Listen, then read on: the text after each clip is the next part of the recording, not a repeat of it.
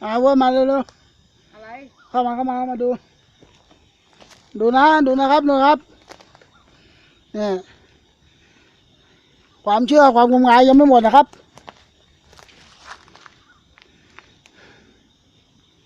เห็นไหม เนี่ยเห็นไหม มีคนมาทำลายแล้วนะครับเนี่ยนี่ครับเนี่ยถ่ายดูนะครับเนี่ยมีคนมาทุบทำลายแล้วกุมารทองไม่สมควรที่อยู่อย่างนี้นะครับ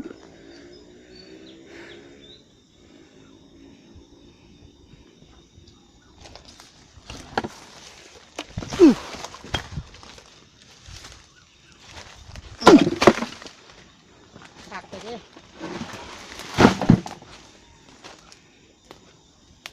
ดูนะครับ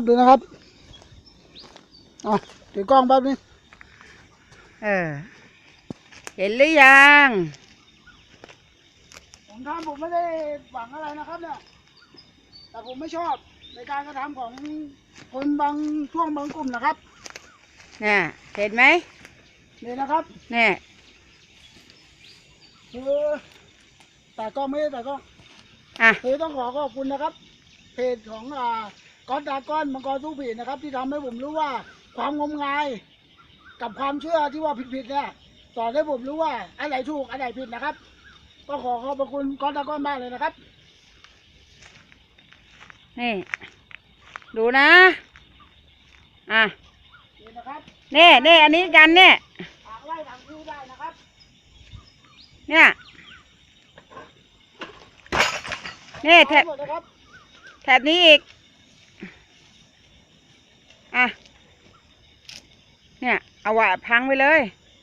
ต้นไม้สวยๆไล่ๆเลยนะครับทางหน่วยงานราชการท่านจะมาปรับปรุงพื้นที่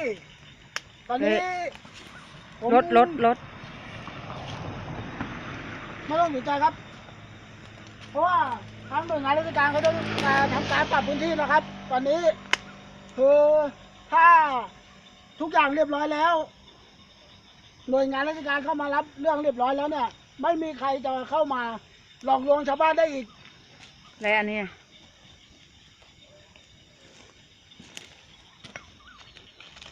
นี่นะครับ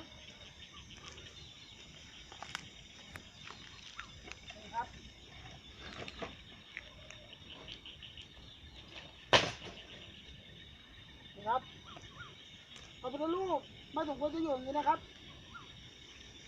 ถ้าแตกหรือชำรุดนี่ดำเนินที่วัดดีกว่าครับ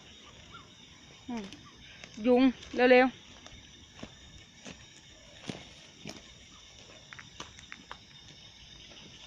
แม่จริงทำให้กูตายก่อนดิเรียบร้อยครับอันนี้ไม่มีผลอะไรไปนะแล้วอันนี้เดี๋ยวเราเจอกันช่วงรอบดึกอีกทีนะครับ เห็นหนูไหม